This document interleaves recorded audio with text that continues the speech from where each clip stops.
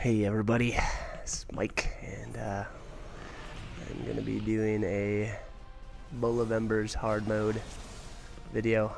Oh, we got a I pretty tanked heavy-looking this dragoon one, here.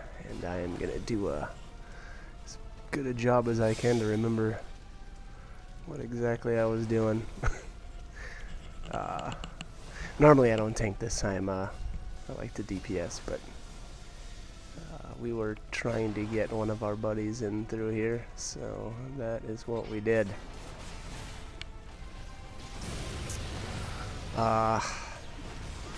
So Ifrit here on hard mode is quite a bit different than Ifrit in the main story, the 4-man instance.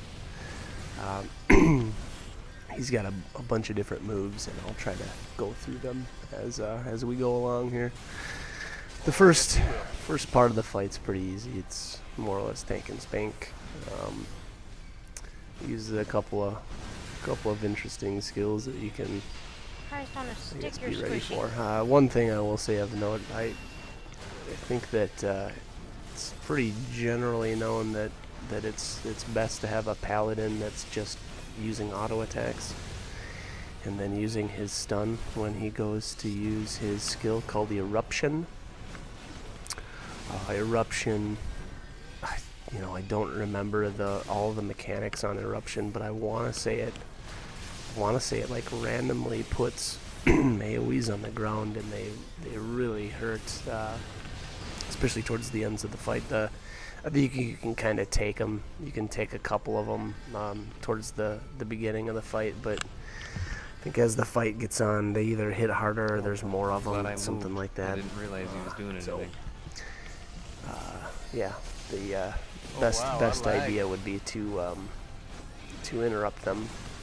That being said, this game does have diminishing returns, so you don't want to be interrupting too much. So really, that's the only skill that you want to have your paladin, and actually everybody else, interrupting. I believe diminishing returns will happen if players are using silences as well. So if you've got like bards or something, that's definitely one thing you're gonna want them to not be using. It should really only be the paladin. I guess worst case scenario is if if your paladin were to die or something, and if you had a monk or something, they could take over, at least to a certain extent. I don't know if their cooldowns would be up soon enough to interrupt each interruption. There might you might need to have two separate people rotating, but again, I think the easiest way to do it, and the way most people do it, is just have one paladin on them at all times doing the interrupts. So during this the first set of the first part of the fight, he's basically just auto attacking. Every once in a while he uses a cone. Yeah. Here we've got the plumes. That's the first set of plumes. He always does the same pattern for the plumes. This is I forget the different HP percentages. He starts using different skills, but we got that was an eruption actually that got missed there. I don't know if you saw the AoE that happened in the back of the room. But no harm done. Nobody was standing there, luckily, so we kind of lucked out there. The way the plumes work, though, for I don't know, it looks like he's at about 70-ish%.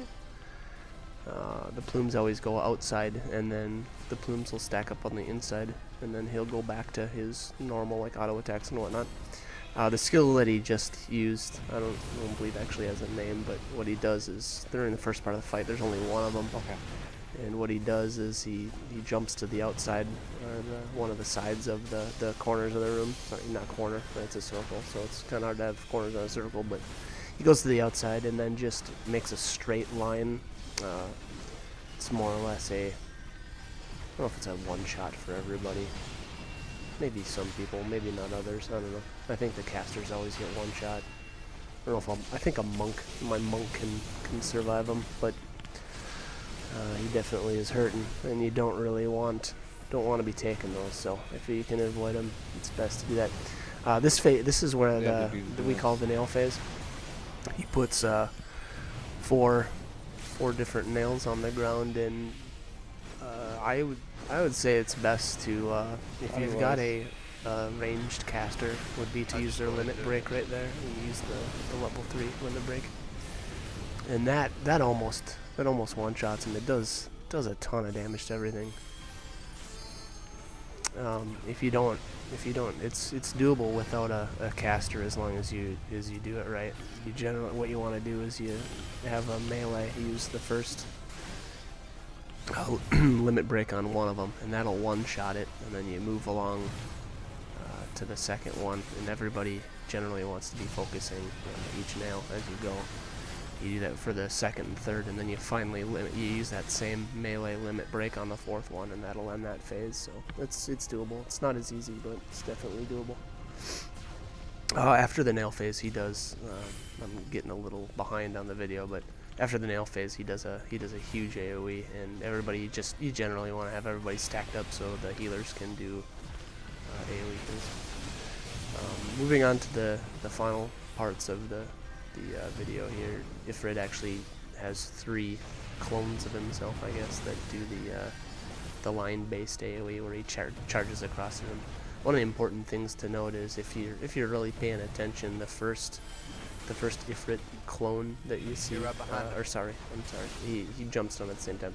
It's always the left one that charges first, and then it'll be the center one and then the right one. This is the final part of the fight here, where the plumes actually start changing. So it goes outside and then it's inside, and then what you want to do after that second plume is actually everybody wants to stack up behind Ifrit, which is what my group generally does here, I think. I mean, there's a couple of people that aren't in the right spot, but we'll see how it goes, because then he does plumes around the outside of the room. I got a little ahead of myself. It looks like we're not far enough in the fight yet. Damn it, it was not fast enough. Alright, that was the 3 Ifrit clones. I call it the Ifrit Railroad, because it feels like you get hit by a train when he smokes you, but I don't think the skill actually has a name. Really? Alright, so that was outside blooms. That's inside blooms. And then here we should have everybody stacking up behind him for the 3rd set of blooms. Anytime now, Ifrit. Come on, buddy. Don't make me into a liar. There they are. See, they cover almost the entire room. So that's why it's important to stack up right behind him. And that's pretty much it for the Ifrit fight. There isn't any added mechanics after that. In my opinion, the toughest part about the fight is actually avoiding him when he has his clones, because of the rest of the fight's so predictable. It's just that when the clones happen, you don't know where he's gonna go. It can be tough for people to get out of the way. But you know, first couple times you do this part or to the fight too can be a little bit of a challenge. You know, learning. I mean, that goes without saying. That's for really all the fights in this game. Seems like everything's pretty easy once you've done it a couple times. The first few times can be a bit painful, but you know, that goes without saying. You had to go and fucking jinx it, Mike. That's good Dr. Pepper. All right. So yeah, we're almost done here. It looks like we've got about 5% left. Okay, now we're ready. Now though.